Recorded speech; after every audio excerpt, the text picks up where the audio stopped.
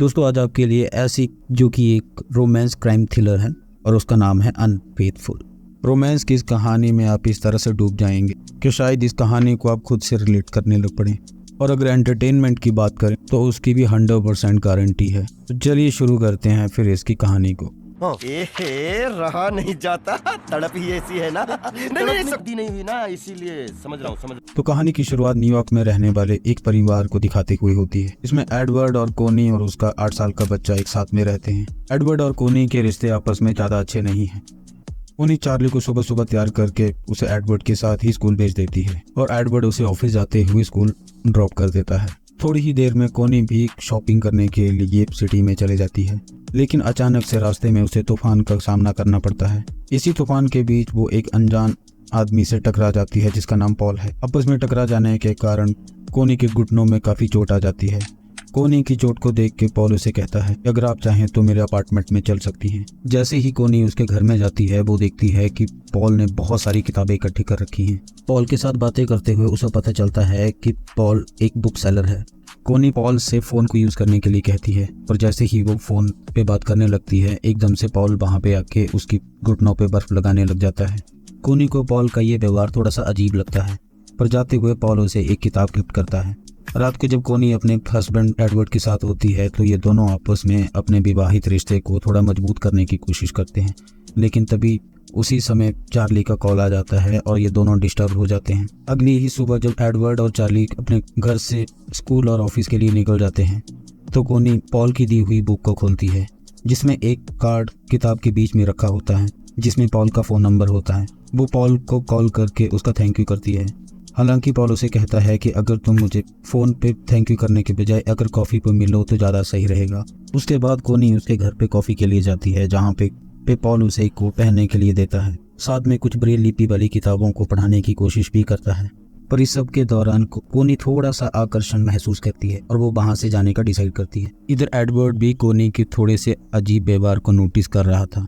कोनी फिर से पॉल के अपार्टमेंट को विजिट करने का फैसला करती है और वहां पे पॉल उसे उसके साथ डांस करने के लिए इनवाइट करता है। आपस में थोड़े से नजदीक आने लगते हैं पर एकदम से कोनी को अपने परिवार के बारे में ख्याल आता है। वो फिर से वहां से जाने के बारे में डिसाइड करती है, लेकिन वो जल्दी जल्दी में कुछ अपना सामान वहां पे भूल जाती है और वो फिर से उसे लाने के लिए पॉल के रूम में वापस आती है। और वो जैसे ही अंदर आती है पॉल उसे एकदम से पकड़ लेता है और कोनी भी खुद को संभाल नहीं पाती और दोनों आपस में इंटीमेट होने लगते हैं और आपस में काफी समय तक एंजॉय करते हैं। और अगर तुम लोग नए हो तो सब्सक्राइब करो, वो जो लाल वाला बटन है उस पर फूट फेंक के मारो या फिर मोमबत्ती, मुझे नहीं पता, बस क्लिक हो जाना चाहिए। उसके बाद जब कोनी वापस आती है तो उसे काफी गिल्टी फील होती है और वो अपना अंडरवेयर अपने बाथरूम में ही छोड़ देती है। इतने बड़े गिल्ट के बावजूद भी पॉल और कोनी आपस में टच में रहते हैं।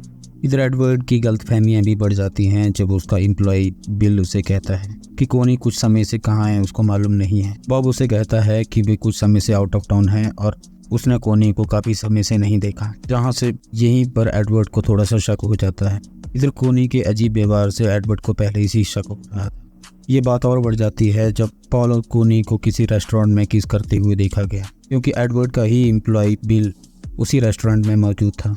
एडवर्ड कोनी को लंच पे जाने के लिए पूछता है पर वो मना कर देती है कि उसे कुछ और काम है। उसके बाद वो कहती है कि उसकी फेशियल शॉप पर एक अपॉइंटमेंट है और वो वहां जाना चाहती है। एडवर्ड कॉल करके उस अपॉइंटमेंट के बारे में पता करता है पर वहां से एडवर्ड को पता लगता है कि उसकी कोई भी अपॉइंटमेंट नहीं है। इस समय वो पॉल के साथ थी जो कि कॉफी शॉप के वॉशरूम में ही इंटीमेट हो गए थे। एडवर्ड को भी शक हो गया था और वो अपनी पाइप की जासूसी कराने के बारे में सोचता है। इसी दौरान वो एक प्राइवेट इन्वेस्टिगेटर जिसका नाम फ्रैंक है उसके साथ मिलता है। उसी दिन एडवर्ड और कोनी आपस में डिनर कर रहे थे। तब एडवर्ड उसे बताता है कि उसे एक बिजनेस ट्रिप के लिए शिकागो जाना है ताकि वो उसकी गैर मौजूदगी में उस पर नजर रख सके। उसके जाने के बाद ही कोनी और पॉल का प्रोग्राम हर जगह शुरू हो जाता है, पर इसी दौरान फ्रैंक उनकी कुछ तस्वीरें खींच लेता है। एक दिन वो पॉल के साथ इतनी बिजी होती है कि वो स्कूल से अपने बच्चे को लाना भी भूल जाती है। वो उसे स्कूल से पिक करने में काफ़ी लेट हो गई थी। इधर फ्रैंक ने कोनी और पॉल की सारी जानकारी एडवर्ड को दे दी थी। इधर चार्ली वाले इंसिडेंट को लेके कोनी भी काफ़ी गिल्ट से भरी हुई थी और एक दिन जब पॉल को लाइब्रेरी में किसी और लड़की के साथ देखती है तो वो आग बबूला हो जाती है और वहाँ पे सीन क्रिएट कर देती है। पॉल उसे कहता है कि वो दोनों आपस में दोस्त हैं पॉल उसे मना लेता है और ये दोनों फिर से शुरू हो जाते हैं। अगले ही दिन एडवर्ड कोनी के घर पे पहुंच जाता है और उसे वहाँ पे वही गिफ्ट मिलता है जिसे उसने कोनी को दिया था।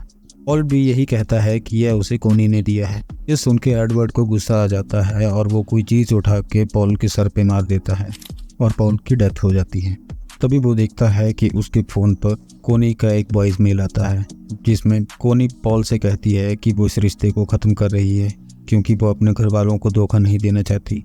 पर इस बात को कहने में वो थोड़ी लेट हो चुकी थी।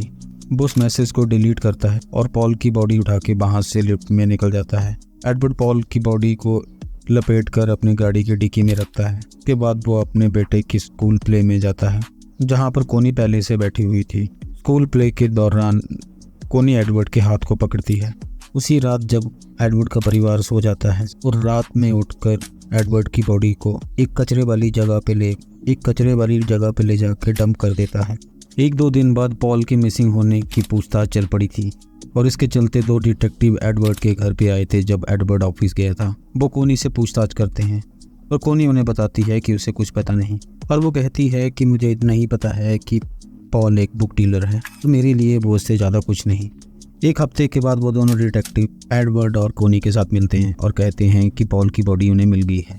कोनी यह सुनकर अंदर से हिल जाती है और वो डिटेक्टिव से कहती है कि मैं सिर्फ किताबों के सिलसिले से ही पॉल से मिली थी और इस बात को एडवर्ड भी कंफर्म करता है। कुछ समय बाद कोनी को वो एडवर्ड के कपड़ों में सारी तस्वीरें मिल जाती हैं कि उसके डिटेक्टिव ने ली थी और उसी के साथ वो गिफ्ट भी जो कि कोनी ने उसे दिया था।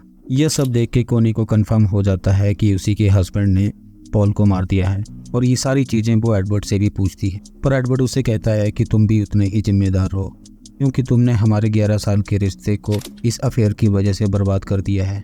इसी दौरान कोनी को एक छोटा सा फोटो मिलता है जिसके पीछे एक मैसेज लिखा होता है।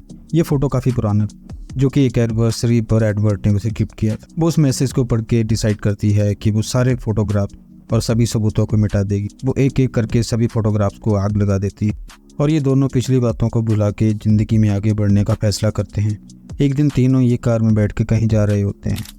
कोनी एडवर्ड से कहती है हम तीनों अपनी आइडेंटिटी बदल के किसी और कंट्री में भी शिफ्ट हो सकते हैं। एडवर्ड इस बात के लिए मान जाता है और यहीं पे ये कहानी ख़त्म हो जाती है। दोस्तों, अगर आपकी ये स्टोरी अच्छी लगी हो तो हमारे वीडियो को लाइक करें और अगर आप चैनल पे नए हैं तो चैनल को सब्सक्राइब करें। मिलते हैं आके आपसे किसी और स्टोरी में।